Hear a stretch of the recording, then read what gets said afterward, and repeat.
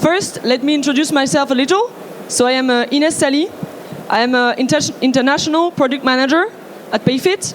So basically, I work with almost every member of the product team in every country. You hear me? Okay. In every country. So we are present in France, in Spain, in Germany, and in the UK. And we want to open more countries during this year, in 2019.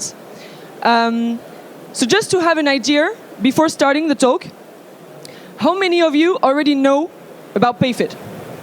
Just raise your hand. Will be easier. Okay, so you are a few, but most of you don't know about the solution. So let me do a little introduction about what is PayFit. So PayFit is a startup that has been created 3 years ago in 2016 by our 3 founders, Guilain, Florian, and Firmin. And actually, they started by being 3 people, and now we are more than 250 people. So what is PayFit?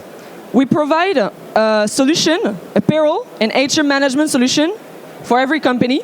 And our mission is to make it very easy for everyone that can use this solution. So basically, you don't need to be a payroll expert to use our solution and to manage the life of your employee inside your company. It's really very easy and very intuitive to use it. And when we talk about payslip, when we talk about social declarations, we don't think about simplicity. We don't think about something that we want to do.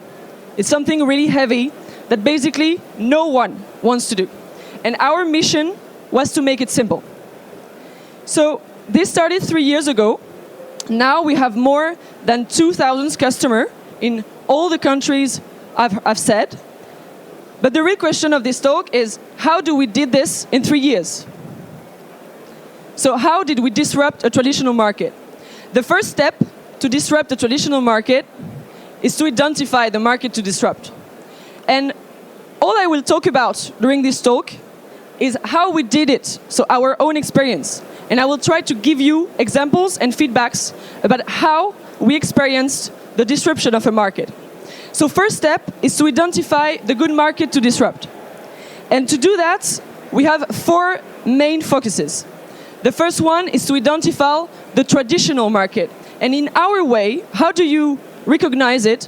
It's a market where you have almost known or few newcomers in the past years. So it means that the competitors in place are here for many years, maybe decades.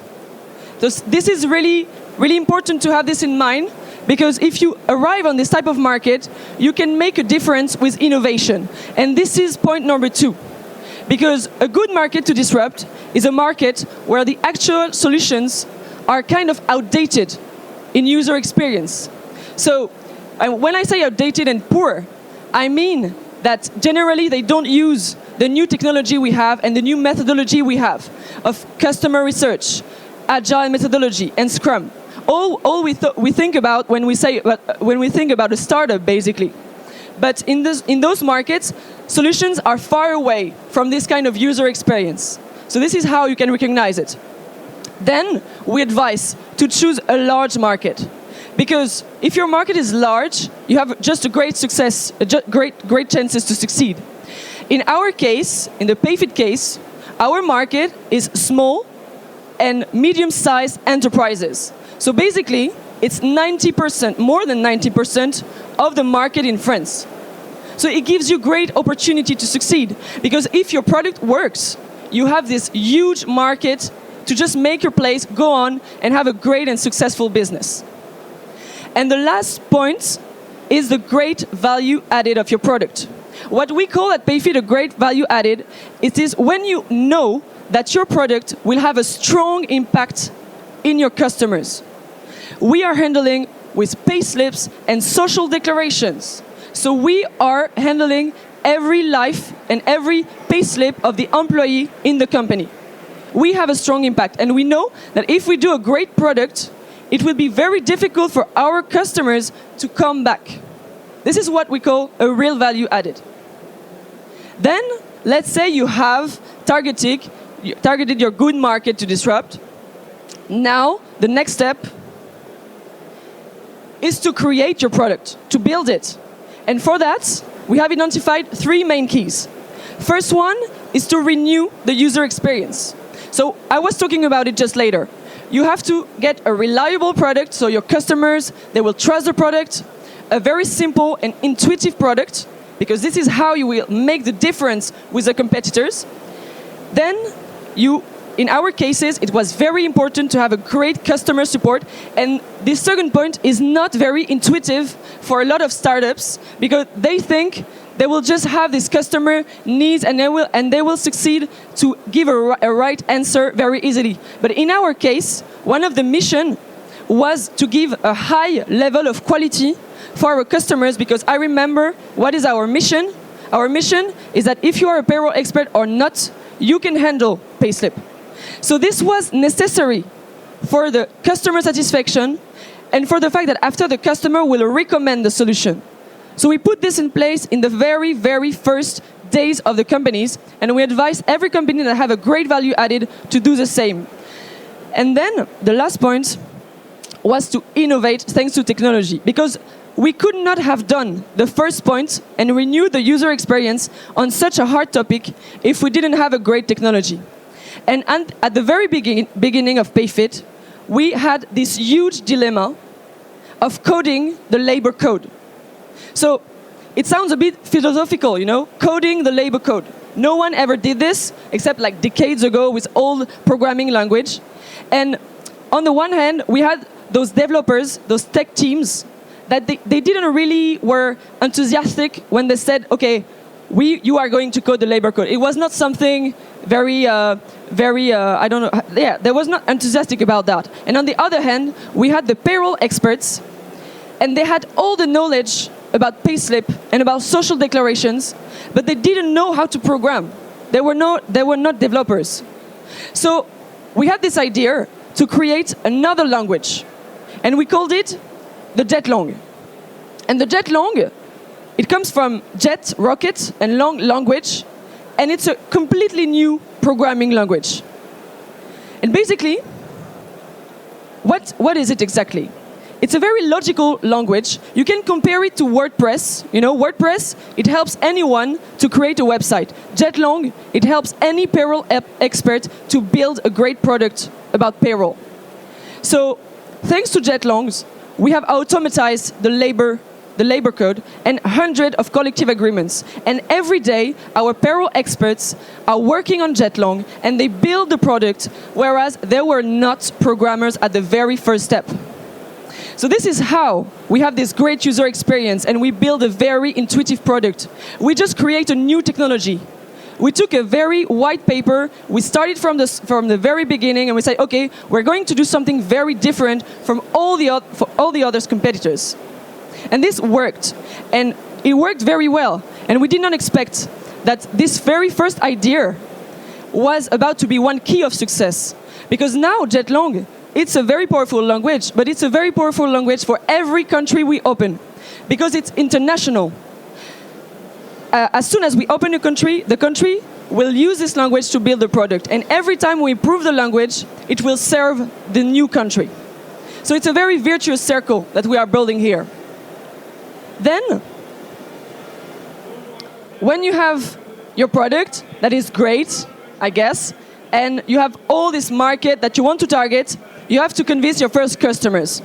So then, it's very basic, you almost all know about that, but as soon as you have your minimum viable product, just go for it. You get your early adopters in your network, and you test your product. And this will have 2 main impacts. First, make sure that you're really targeting a need. So your customers, they say, okay, your product is nice, but above all, it fulfills my need. It's working well, and I want to keep it. So now you have something checked that is very important. And then it will help you to improve your product thanks to feedback. And in PayFit case, for instance, we were convinced that the mobile app was something vital for the first steps and the first months of the company. We were really convinced about that. And our founders, they were about to develop the mobile app. But thanks to the first users that said to them, it's not useful. We just want a website with the payslip, the social declarations, and that's it. We don't want mobile app for now. We want other features. And so the mobile app, we are starting to do it now, 3 years after. And this, the early adopters, they are your first customers, the people that confirm the need, and they are people that will impact your roadmap and prioritization from the very start. So we had those great startups of the French ecosystem, Nestor, Merci Andy, and Itch. They helped us a lot. And we started to code the collective agreement for those startups. And as soon as the product was great enough and stable enough, we enlarged the circle of customer, and we aggregated and we coded new collective agreements to have more and more customers that we could target. But we did it really step by step. And we recommend, when you have a large market like the payslip and payroll declaration, to start small, to have a great pool of early adopters, and then you enlarge your circle. That's exactly what we did, and that's exactly what we continue to do today. So, why are we today on the AWS scene? It's very simple, because what I told you about is exactly what the founders focused on during the first months of the company. And they did not focus about how to use a great tool to prioritize, or how to use a great tool for sending email, because they focused on what they really needed to do. And we focused on the tech team on jet long, indeed. We did not focus about how we did not know how to do. And for instance, server hosting is a big issue when you have a startup that you know will grow very fast. And definitely, we worked with AWS with the very beginning, and it works very well. We are still working with them today.